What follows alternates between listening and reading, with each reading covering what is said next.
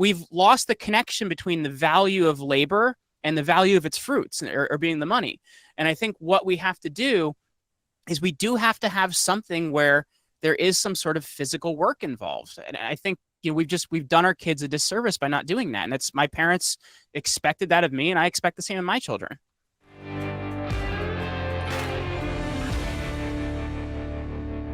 Well, welcome to the True Man Podcast. Now, do you ever wonder why some people succeed in life while others they watch the world go around them? What's the secret to success? Or maybe a better question is there a secret to success?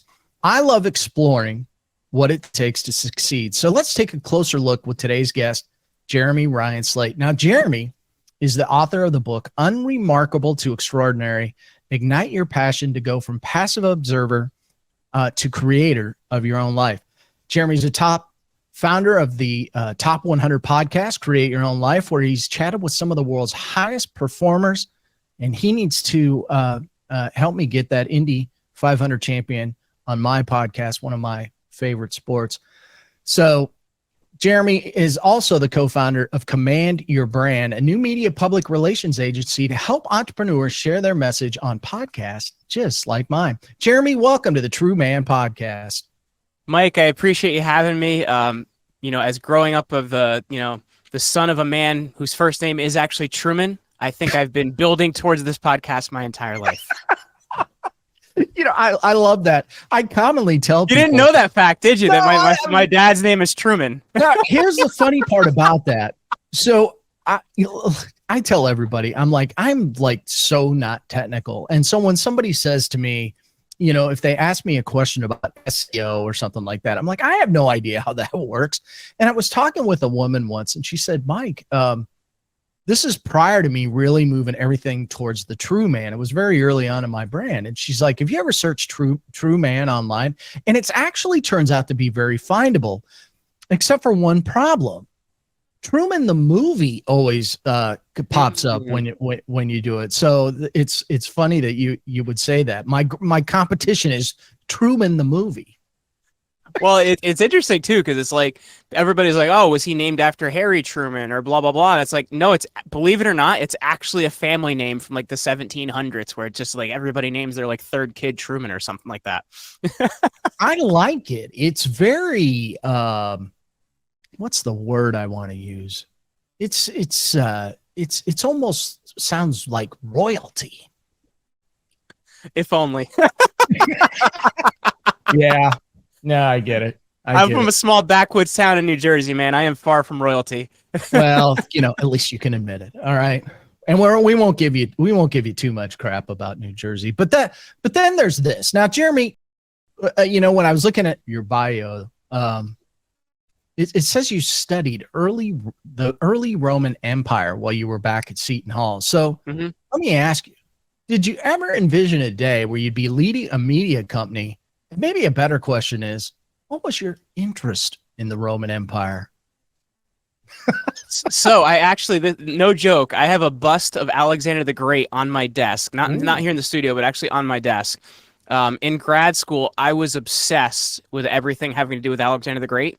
I read every book you could imagine. I read the giant tome by Peter Green called From Alexander to Actium. I was very interested in Alexander the Great, because in that time period, he was this guy that had kind of passed like the idea in people's mind from being human versus being divine. It was like kind of this really interesting perception of people, because in that time period, it was seen like gods and men walk together type of thing. Yeah. So he had really kind of passed that idea. So to me, it was very interesting, because it was kind of, you read things like the Odyssey and the Iliad, and he was a historical figure that kind of walked like one of those figures. So to me, it was very, very interesting. And I read every article I could ever get my hands on about Alexander the Great, every book I could get. I read this strange, obscure article by Father Cuthbert Laity, was a Jesuit, and it was called Augustus at Actium.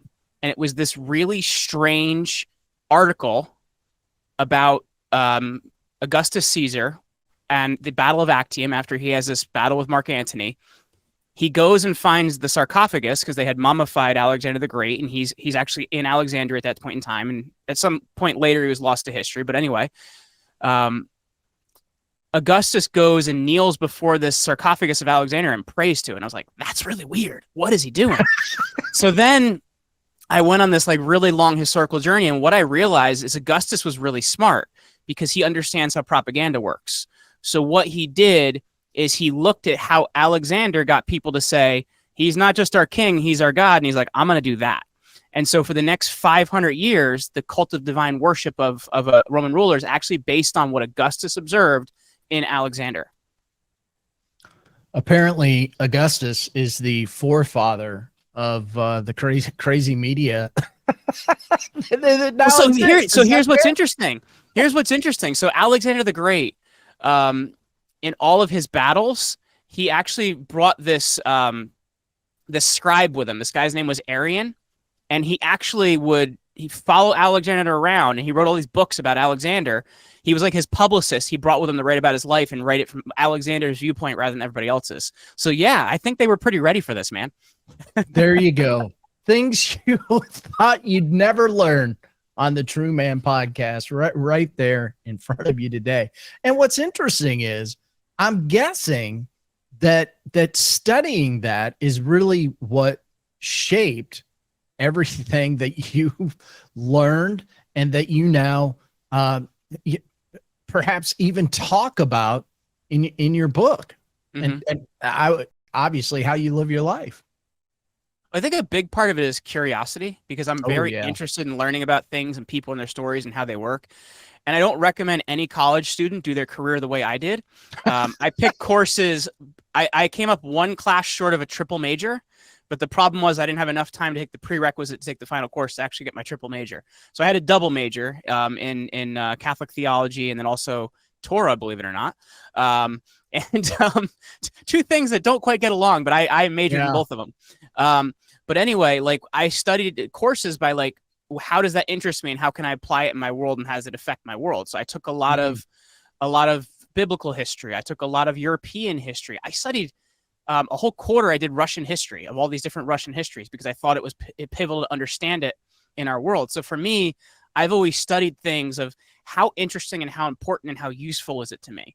Now, I don't think, spending your entire career in school is kind of the best way to do things, but I've always looked for how useful to my life is knowledge. And that's something I've applied in, the business systems I use in my company, in, the different things we adopt in our business, the things I talk about in my podcast is how useful to me is this subject I'm using right now and where can I see its application?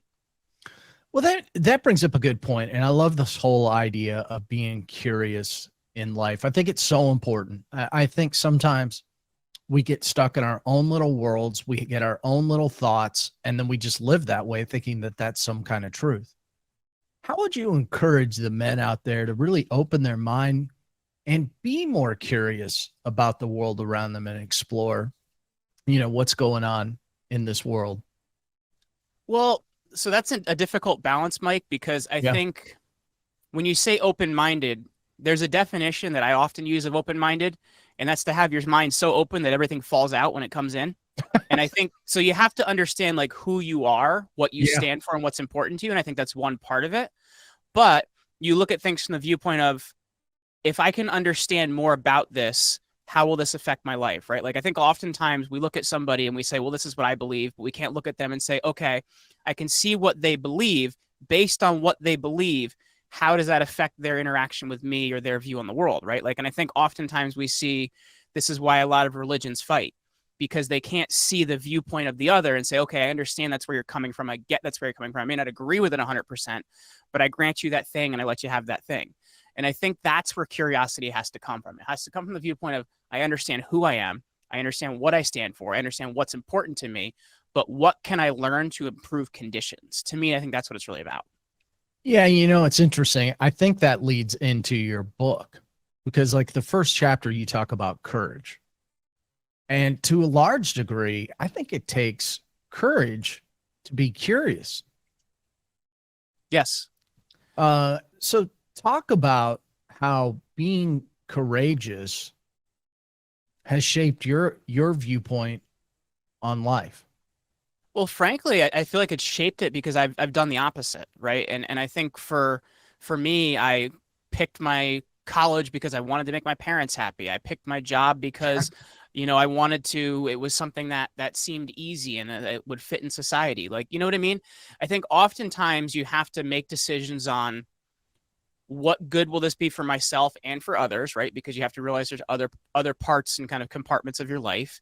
But at the same time, you have to look at it as I am going to make this decision. And what ends up happening is a lot of times we go through our whole life letting others make decisions for us. Yeah. And then we get to, 30, 40 years old, whatever it may be. And we're like, man, I hate my life.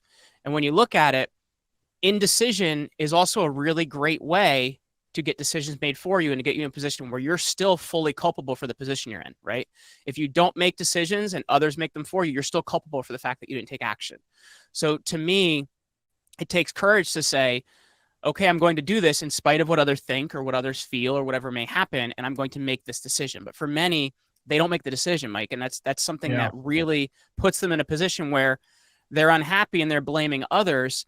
But with anything that happens in your life, there can be great things that happen. There could be great tragedies that happen. But how you respond to those things and how you deal with those things and the decision you make because of those things affects what's going to happen to you, if that makes sense. Yeah, it does. And it made me think, I don't know if this is the right way to say it. It's just kind of the way I'm going to say it because it's on my heart. Why do people settle for less when they can have more just by being a little bit more courageous? I think there's so many different reasons to that. And I think one of them is, I went to the beach recently here in New Jersey, and I was shocked by the number of people that are overweight. It's just shocking that the way that we don't take care of ourselves anymore. Yeah, and I just think it's interesting that you would say that. We just dropped my daughter off at college. One of the things I noticed was how many obese students there were on campus. Well, and I'm not saying that to fat shame or say hey, we don't have a little bit of, but at the same time, like I'm talking about like people that it's like, oh my gosh, what happened to you? Or how are you okay? I had somebody in my life recently that they had a heart attack and everybody's like, oh, how did this happen to you? And it's like, dude, they were 200 pounds overweight. Like that was going to happen at some point. So I think part of it is laziness. And I don't want people to take this the wrong way, but like part of it is laziness. We're complacent. We're okay with how things are. And if we don't have to change it that much, we're happy. I think that's one part of why people don't have courage. Yeah. And I think that's a really big part of why people don't have courage, because if you even look at, our foods in America versus in Europe, a lot of things that are in our food here are banned in Europe because people actually care enough to see what's in it. So I think just laziness is one big part of it. I think another big part of it is we've been so consumed with kind of this consumerism mentality of, did I get to go to the latest, Giants game where I paid way too much to go to the damn game?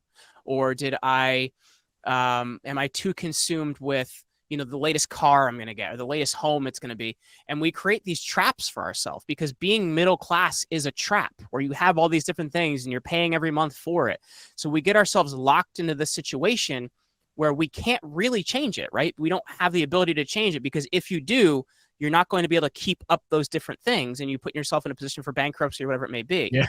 So it's a mindset. It's really a giant mindset thing where you have to realize I don't have to have everything everybody else has. I don't have to be super comfortable. In fact, being uncomfortable is going to make you have to work harder. And don't be lazy, man. Like, just don't. This is going to sound silly, I think. Are we capable of that in this country? I think so. I think so. But here's the major issue. Here's the major issue. The major issue is we have to. A big part of it is us as men, right? Like you look at a lot of men aren't being good father figures for their families. They aren't being protective of their families. I think that's one big part of it. And it starts in the home, right? It starts in the home. Like, are you, setting the right morals and values for your kids? Are you, expecting them to do chores? I have a 2-year-old and a 4-year-old. They've had chores. My 4-year-old's had chores for 2 years and she's going to be 5 soon. There's certain things she's expected to do. She goes out into the barn with me and she brings the eggs in and she counts them and she makes sure how much we have. She feeds the cat every morning, sets the table for dinner every night. Because if you don't put people in a position where early in life they can start to exchange value with society, whatever value that may be, you're creating criminals. You're creating people that cannot exchange. They can only take. And it's so much of this starts in the home. Educate your kids, train your kids, give them responsibilities, be a good husband, be a good wife, whatever it may be. Like, it is a partnership. Like, I have friends that refuse to change diapers. And I think that's totally unfair to your wife, right? Like, you have to figure out, like, how can we make this a partnership, and how can we Yeah. make the home something that is good and creates a good environment, because that is what goes out into the world. Yeah, I totally agree. I think that if now I'm on the opposite end of the spectrum because my kids just went to college. So you've got the young kids. So I've got I'm in my mid-30s, man, and they're young, so I get yeah, it. yeah. I'm leaning on old now, but I have the ability to go back and reflect, but I think what I'm taking away from certain things that I see going on in our culture is that, when I was growing up, work ethic was such a part of growing up. If you wanted something, you had to go get a job. You had to work for it. I went out. I grew up in the Midwest. It was in the, it was nothing to be, pulling weeds out in a bean field and detasseling corn and that type of thing. So there was a work ethic involved in certain things. Now things are so doggone easy. All you have to do is push a button on a phone, and it used to be 20 deep full of kids at McDonald's. Now it's adults working at McDonald's, and it's not that I go into McDonald's, not promoting McDonald's food, by the way. No, I get what you're saying, though. Yeah. It's people that aren't reaching. And why? Why do you think that is? I mean, it's just amazing to me that we've got all of this around us. And I tend to think, Jeremy, that if you've got the mindset that you want something and you go after it and you work real hard, you've got the capability to get what you want.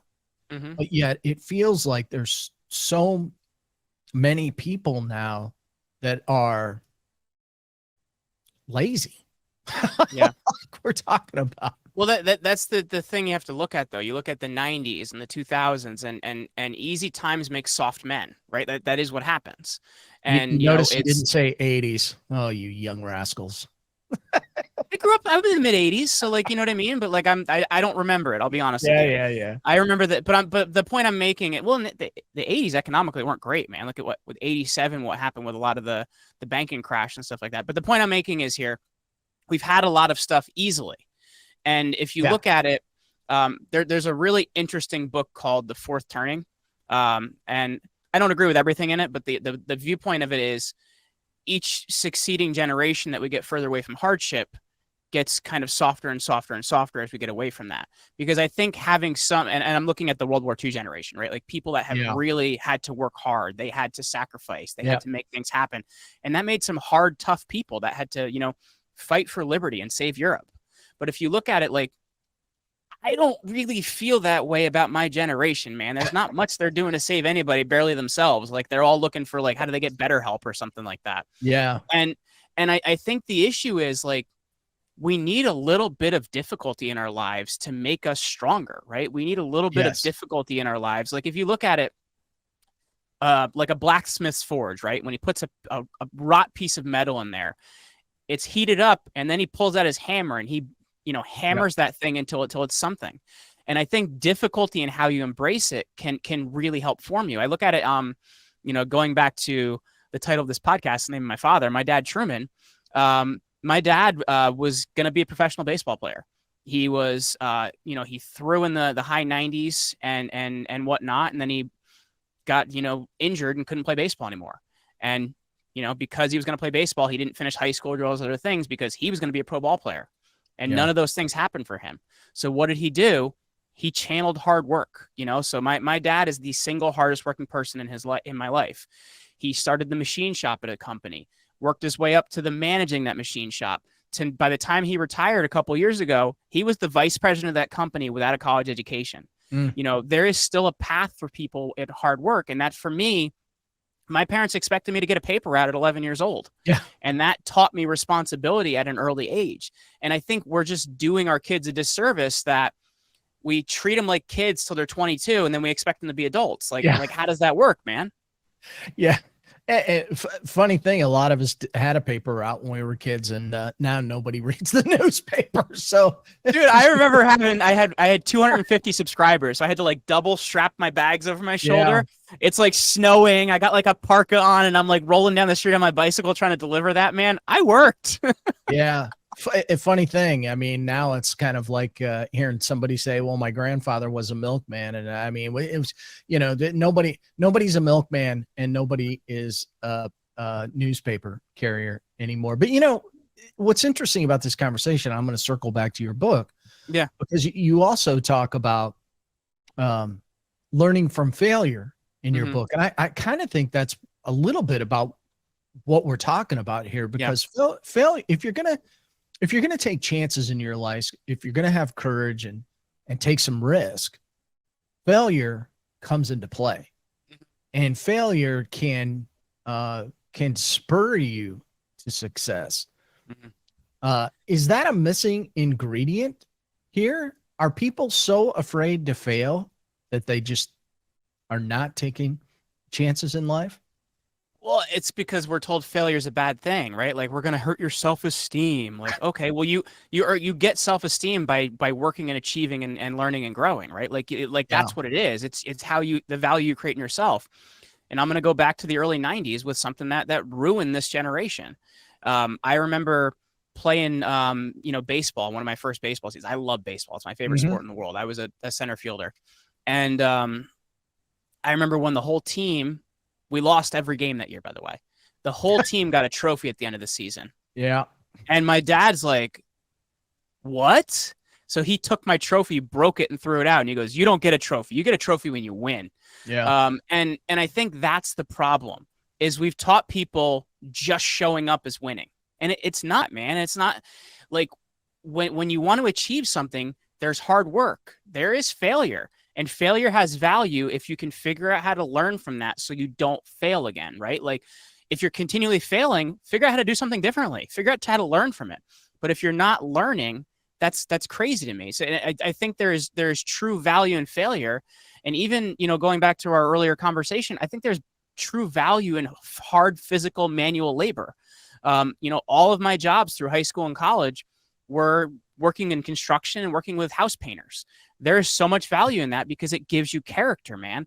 Yeah. Hard work gives you character because you see the value in it. And I think that's what's really important because we've even had hiring new hires now. I'm interviewing people that want an entry level job at my company, and they're telling me they want to make $40 an hour. I have to hold my tongue to not laugh at them, Mike, Wow. because See, I I'm couldn't like, with help what myself. experience and what ability? Yeah. Like we've lost the connection between the value of labor and the value of its fruits or being the money. And I think what we have to do is we do have to have something where there is some sort of physical work involved. And I think we've done our kids a disservice by not doing that. And that's my parents expected that of me, and I expect the same of my children. Yeah, it's interesting that you would say that, because there's something I mean, you're well educated, so some people might go, "Wow, he worked in construction and did all that." And I think there's something to be said about that even to this day. Um I could tell you the other day I had a meeting, and it was one of those meetings where it's like, okay, I'm ready to run through a brick wall. And I knew that I had to physically do something because that's how hardwired I am. It's like when, I just like the physicality of working out or going for a run or whatever. I had to get out of my desk and go for a run. And Mm. when I got back, I mean, I was totally fine. And it wasn't that I was angry or upset. It was just the physicality of having to move. Because what I think is interesting, and this because you do a lot of podcasts and stuff like that, sitting in front of a computer screen all day, well, it's interesting to talk with people like you. I don't enjoy that.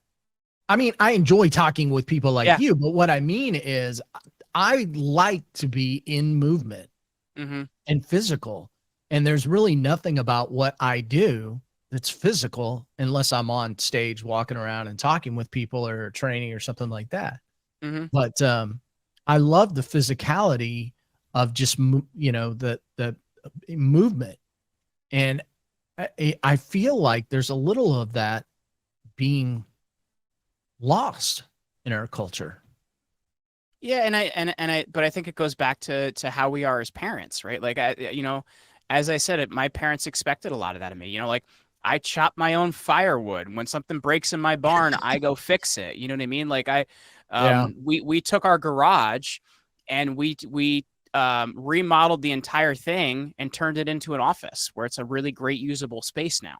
And we did that ourselves, right? Like I think there's a lot of value in that, but I think we've lost that value. We've lost that, and I think we need to figure out how to get that back because there is so much value in that. Because you know what, if the internet goes down or we have any sort of we're having some Yeah. economic issues in this country right now, if we don't have those things to fall back on, Those skills. we are in trouble, right? Like if it's apparently the definition of what a recession is has changed, so it maybe is what it is, but like we're not doing well at the moment, and I think unless we have physical skills we can go back on, we're also creating a trouble for our whole society. So I think we have to look back at what are the building blocks of society, and it's going back to hard work and work ethic and seeing value in that. But we devalue that, which is strange. Even in a lot of Yeah. our movies and things like that, it looks down on people that work hard, and I just it's strange to me.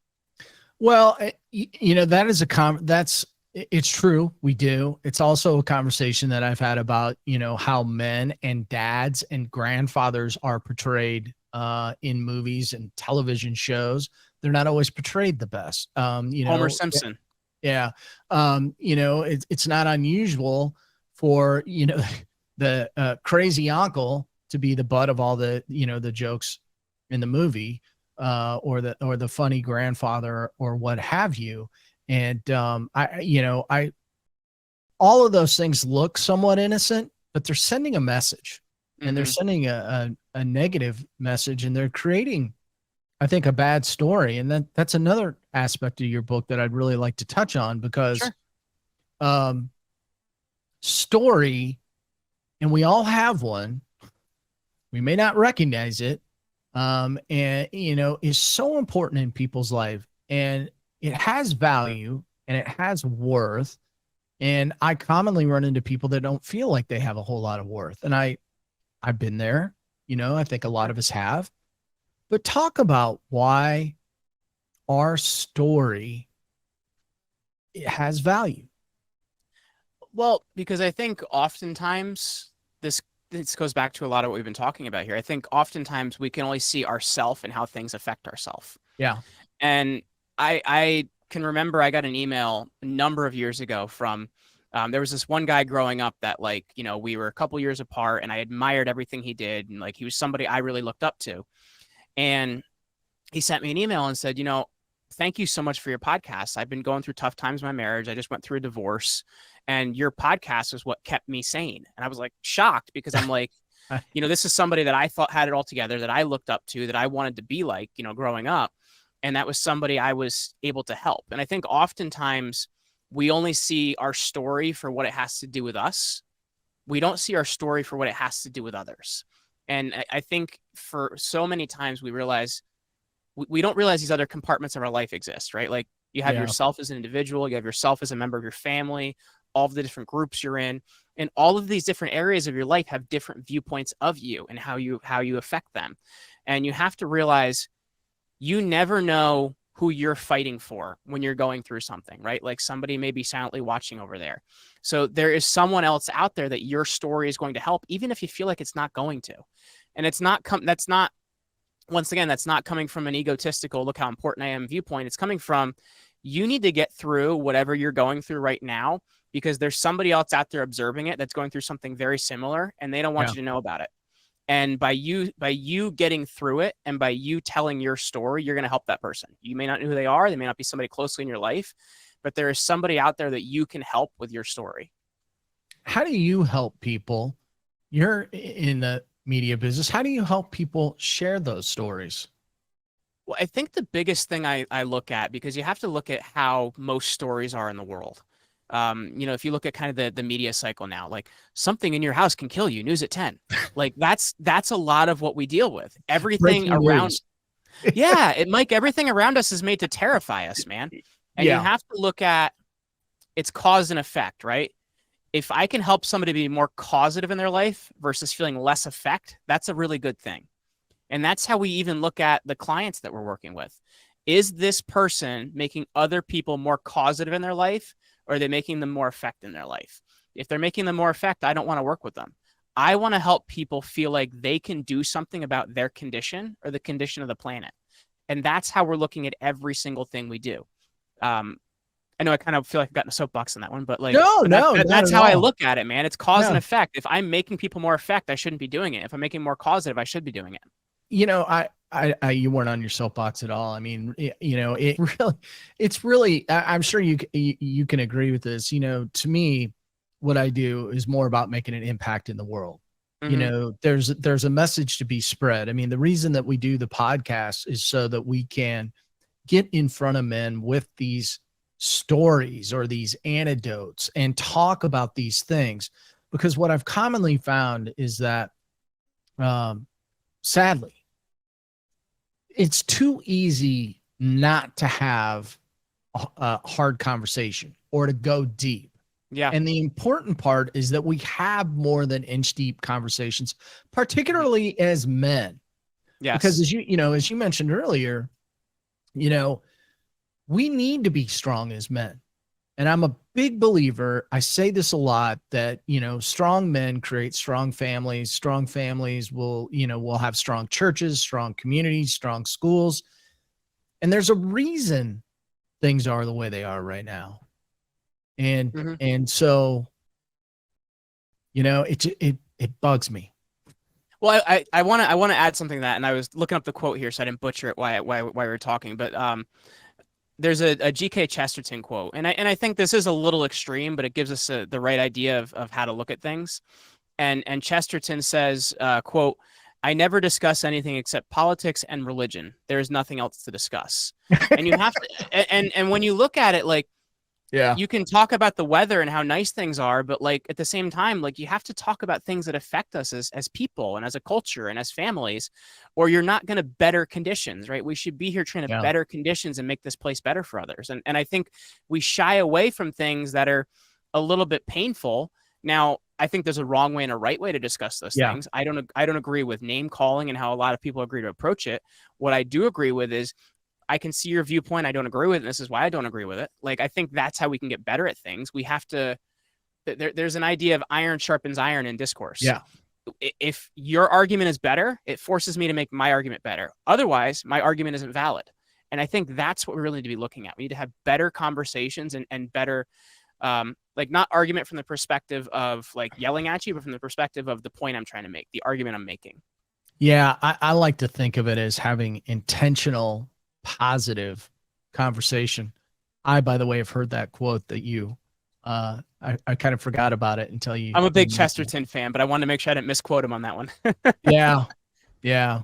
Easy to do. But I think that what we need is to have those more intentional conversations. And, as I look through your book, I feel like you provide a strong outline, to do that. And we need more of that in the world. So having said that, as we begin to wrap up today, Jeremy, tell everybody, how can they find your podcast? How can they get a hold of the book and all that fun stuff? Yeah, so I'm Jeremy Ryan Slate on YouTube, as we've been doing a lot more on YouTube and video platforms and stuff like that. The podcast has gone, I've gone all into video in the last year. So if you want to find me, you can find me on just about any video platform out there, Jeremy Ryan Slate. The book is over at getextraordinarybook.com, and you can head over there and grab that. And we have some freebies over there too if you do end up purchasing it. And I just appreciate the ability to, be here, Mike, and hang out and have a great conversation. And I'm being 100% honest with you. This is one of my favorite podcast conversations I've had, because you've really opened up you've really facilitated a conversation about the things that I really feel like we need to talk about in the world, but in the right way to discuss them. So I do appreciate the time being here today. I'm really not just blowing smoke up your butt on that one.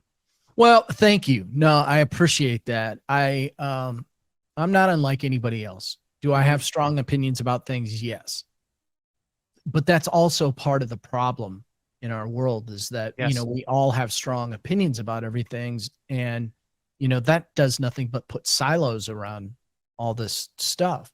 And it leads us to where we're at. And we're never going to get anywhere, I think, if we don't learn from each other and be curious. It always circles back to being curious. And if you're going to be successful, in my mind, you have to be in action. And so I love having these conversations. I love facilitating them. And I hope, that, people will continue to show up for the True Man podcast and listen to these conversations because they are fantastic. Yes. And we do need to have them. And I hope what we're providing is that invitation for men to go deeper, and talk about these things and learn from each other. That's when we excel. So much of the problems we're experiencing in our world, whether it be in our country or globally or whatever it is, it comes down to men being good men and fathers and partners and role models and people that take responsibility in their small sector. And I think if we can handle that, that is how you solve culture. You don't solve culture by going out there in this great, revolutionary escapade. You fix it one home at a time. That's how you do it. Yep.